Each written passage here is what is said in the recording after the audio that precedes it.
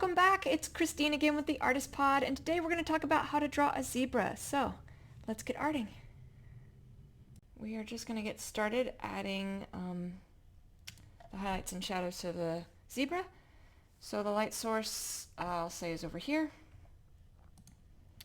So, we're just going to zoom in here and get started. I usually start at the nose when I'm doing one of these, but because the nose is black, which I will have to do some, you can see the gray kicking in down here. So I'll have to do some filling in. It's going to be easier for me to fill in the white and then sort out what to do with the black after I've done that. Now, I didn't highlight, as you can see, right under here, because this would actually be going into a little bit of shadow and on that edge.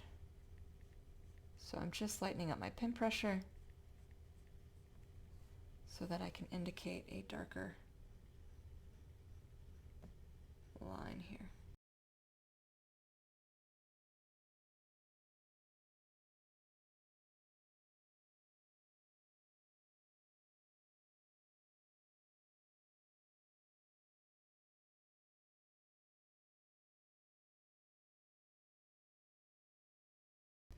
Now, just like we did on the edge of the face, I've also got to taper this off because it's where, you have the nose kind of connecting back into the face and the jaw coming down here.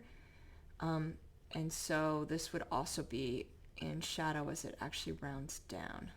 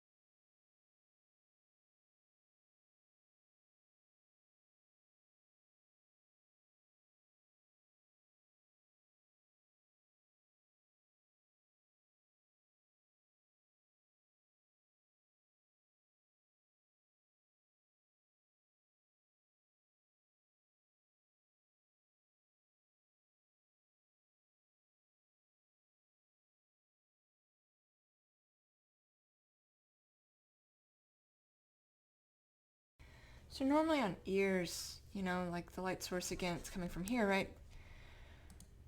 Normally that means this side here would have a highlight, but the hair would be blocking that. So while normally I would have a section of highlight here, I have to be mindful that the hair is blocking a significant portion.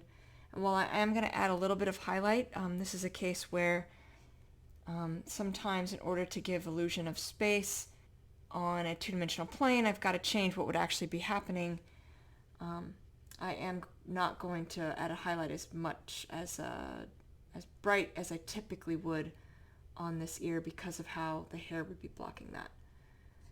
But it does need a little bit. I'm going to try and make it subtle. In theory, if nothing else is in the way, even this inner ear that I'm doing now, this section that's sort of bending down to the part of where the hair is coming in, so it's sinking into the ear, that may also be catching some light.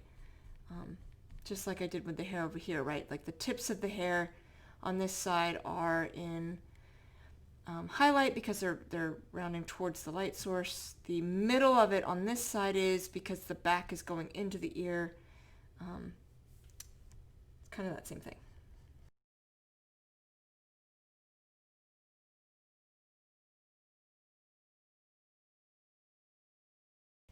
Now, I love letting black stand as its own. If its nose wasn't black, I'd be able to do that, but because it is, I'm going to have to add some black. I'm hoping I can leave some of it as is, that maybe I don't have to add all of this into the stripes, and I can allow the black to stand on its own. I can certainly do it for the hair. I think there's enough indication there, but I might add just like a hint of the gray up through the black stripes. I at least need to do it for the nose. Since it is black, I'm not going to be making it gray, right? Like I'm not going to fully fill it in as much as I normally would, but I'm going to try and do it enough that I can still indicate highlights and shadows with it. Now through the stripes it'll be a lot easier. I can put them sort of sporadic. Still gives the indication of hair, but on the nose it's where it's tricky because there's just that big section.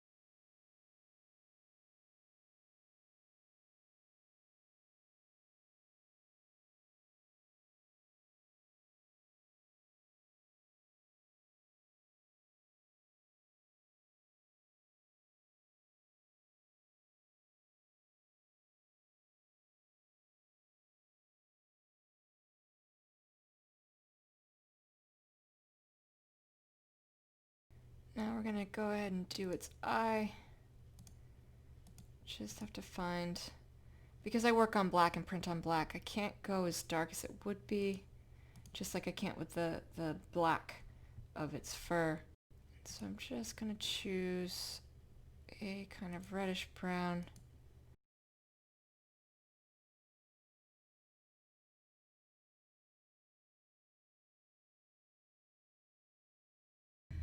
Now because his face would be blocking this little light flare, I'm just gonna come and undo some of that. But I want it to follow the contour of the face, not of the eye, because the shadow would be cast by the face itself. We're gonna give it just a little bit of a jagged fur-like quality. There we go. Alright, so that was how you draw a zebra. I hope that was helpful. In the floating nether next to me, I have other art videos of art tutorials I have done, so I will see you all soon. Thank you so much. Take care.